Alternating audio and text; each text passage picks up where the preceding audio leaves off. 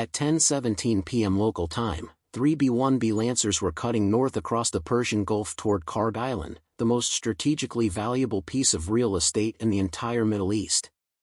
For 2 weeks, the coalition had systematically dismantled Iran's military machine, base by base, battery by battery. But this one island? They'd left it breathing on purpose. That was about to change. What nobody on those bombers knew, yet, was that a single Iranian engineer sitting in a hardened basement on the island's northern shore had already quietly declared war on the entire strike package. Not with missiles. Not with radar. With a GPS jammer so powerful it was reaching out across the Gulf and poisoning every satellite-guided weapon in the formation before they even crossed the coastline. Inside the lead B-1, call sign Packer 61, the weapons officer was watching his bomb solutions come apart in real time. What had been clean, tight targeting clusters, single-digit precision, were now drifting. 1 meter. 3 meters. 7. He recycled the alignment. Still drifting. 12 meters and climbing. On most targets, 12 meters is a footnote. On Kharg Island, 12 meters is the difference between hitting a cruise missile bunker and putting a 500-pound bomb through the wall of a crude oil storage tank sitting 187 meters away. And here's what made Kharg so uniquely dangerous, and why the coalition needed this mission to be surgical. Kharg Island handles up to 90% of Iran's oil exports. Wikipedia: Iran earned $53 billion in net oil export revenues in 2025, roughly 11% of its entire GDP. Time: according to analysts, if Kharg's energy infrastructure were destroyed, that would take 90% of Iran's crude exports offline time, and simultaneously trigger a global energy crisis nobody wanted to own. You don't fight a war to win, then torch the global economy on your way out the door. So the rules were simple: destroy the military infrastructure. Leave the oil standing. The problem was that someone in Tehran had figured out those rules, and built their defenses around them. The strike lead pushed his fighter escort forward. 2 Fa-18 Super Hornets peeled south and rolled in on the jammer site with a GBU-39 small-diameter bomb, GPS-guided, precision, surgical. It tracked its coordinates faithfully and missed by 15 meters. The jammer was defeating the very weapon being used to destroy it. A thing protecting itself with the exact problem it was causing. The lead pilot swung around for a second pass, descending lower, switching to laser guidance so his targeting pod could paint the building directly instead of trusting the poisoned GPS signal. Direct hit. The structure collapsed. The jamming signal dropped by half, and kept right on transmitting. Because the source wasn't in the building. It was underneath it. A hardened basement the bomb couldn't reach, doing exactly what it was designed to do long after everything above it was rubble. Then the threat display lit up. Search radar. The MRSAM, Iran's domestically built surface-to-air missile system, a hybrid built from scrapped American Hawk components and whatever Iranian engineers could fabricate under years of sanctions, had locked onto the formation. 3 B-1s at 18,000 feet have a radar cross-section of roughly 3 square meters. Not stealthy. In the radar operator's eye, they weren't bombers, they were a minivan with the high beams on. 30 seconds later, the MRSAM went from tracking to targeting. The EA-18G Growler orbiting 40 miles west caught the fire control radar emission and flooded the frequency with enough electronic power to turn the Iranian operator's screen into static. But the MRSAM commander didn't hesitate. He switched to his backup, an electro-optical infrared tracker. A camera. And you cannot jam a camera. For GF-101 engines burning at military power glow against cold upper atmosphere like lit cigarettes in a dark parking lot. The MRSAM commander didn't need radar anymore. He just needed to look up. Meanwhile, inside Packer 61, the weapons officer checked his bomb trajectories against the assigned corridor for the fighter escort, a geographic lane 2 miles south of the bomber track. Clear. He checked again. Clear. What he didn't know was that the Hornets had drifted 2 miles north, orbiting over the jammer site for a follow-up attack, directly inside the bomber's fall line. The Link 16 data network updates every 12 seconds. In a strike this compressed and this chaotic, 12 seconds is an eternity. Cleared hot. 12 GBU-38s dropped from Packer 61's rotary launcher. Each 500-pound weapon steering toward its own degraded GPS coordinate.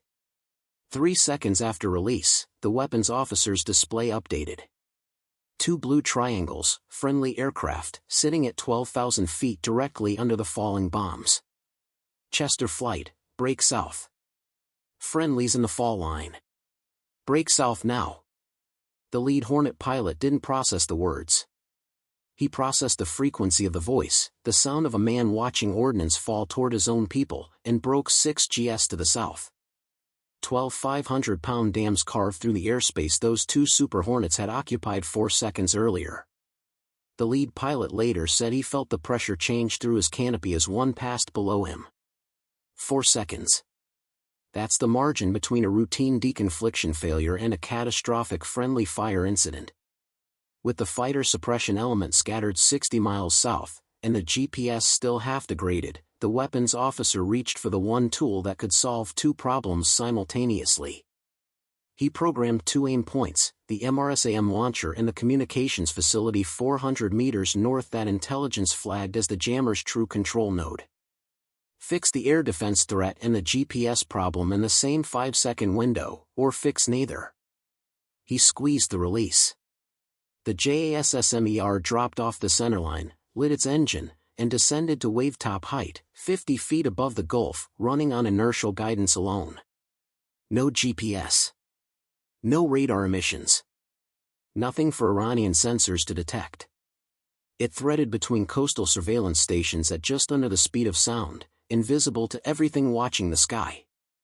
12 kilometers out, the infrared seeker activated.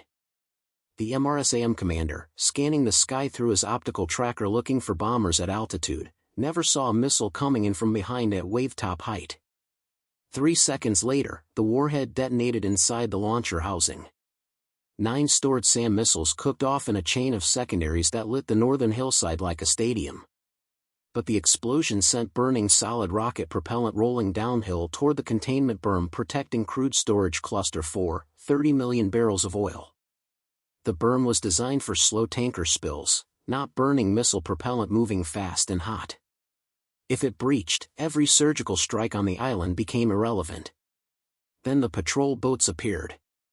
2 IRGC fast craft cleared the breakwater at 35 knots, loaded with mines, running northeast toward the supertanker loading channel. If those mines reached the channel, no tanker would approach Kharg until a minesweeper cleared every meter, weeks of delay, possibly longer. The entire strategic logic of preserving the oil infrastructure stops mattering if ships can't reach it. And then came Packer 62's run, straight and level through a wall of 35mm anti-aircraft fire from Samabot batteries that were strategically positioned too close to the oil tanks to safely bomb. The gunners weren't firing blind suppression anymore. Before the MRSAM battery went up, its commander had transmitted 6 minutes of precise optical tracking data, altitude, heading, speed, formation spacing, directly to those gun crews. He'd used every second of those final minutes to make sure the fight continued after he was gone. 18 seconds of straight and level flight through predicted fire while 35mm rounds detonated close enough to rattle the airframe. The longest 18 seconds any of them had ever counted. But they held. The bombs cleared the bay. The bay doors closed. The pilot broke hard left. On the final pass, Packer 63 absorbed redistributed targets while the weapons officer reprogrammed coordinates mid-approach under fire. The mine storage bunker, packed floor to ceiling with EM-52 rocket-propelled rising mines and contact mines, required a counterintuitive solution.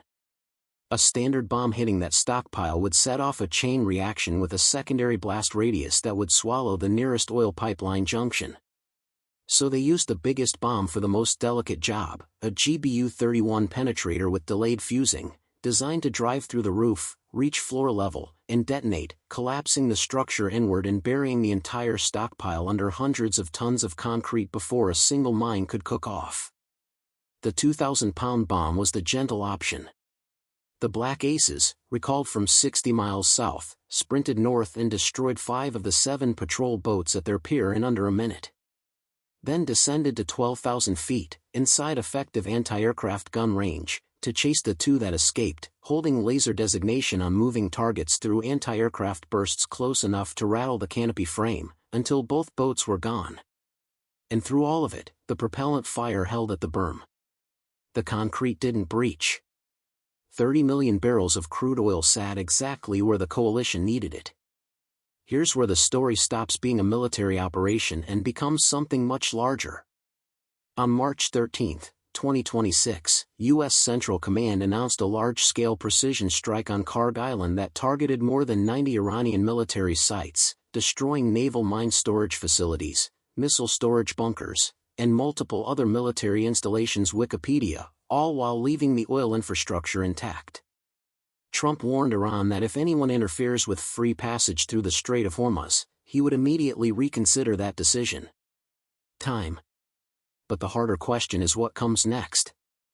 Iran has been laying traps and moving additional military personnel and air defenses to Kharg Island in recent weeks, in preparation for a possible U.S. operation to take control of the island.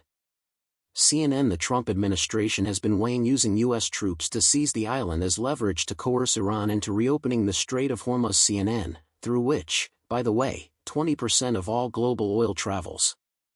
Wikipedia. Military analysts warn that seizing Kharg would be escalatory. Iran and its proxies, including Yemen's Houthi rebels, could intensify retaliation, including by laying mines in the Strait of Hormuz or striking targets across the Arabian Peninsula. Washington Times. One of the core vulnerabilities of any ground operation is the island's proximity, just 33 kilometers from the Iranian mainland, from which missiles, drones, and artillery could be fired continuously. U.S. News and World Report: as one retired admiral put it, the coast tends to be mountainous. Drones can come in through mountain passes where it's hard for radar to pick up. CNN. One source with knowledge of White House thinking put it bluntly: we need about a month to weaken the Iranians more with strikes, take the island, and then use it for negotiations. Axios. Iran is also believed to still possess roughly 440 kilograms of uranium enriched to 60%, with more than 200 kilograms likely stored in the underground Isfahan tunnel complex. Fox News: material small enough to hide, move, and protect in ways oil infrastructure simply cannot be. One GPS jammer in one hardened basement pulled an entire strike package apart at the seams and forced some of the most consequential split-second decisions of the conflict. Imagine what a regime fighting for its survival will do with everything it has left. The oil is still standing. The strait is still contested. The Marines are in the water. In the end, whatever form it takes, is closer than it's ever been. Please like, share and subscribe for more updates.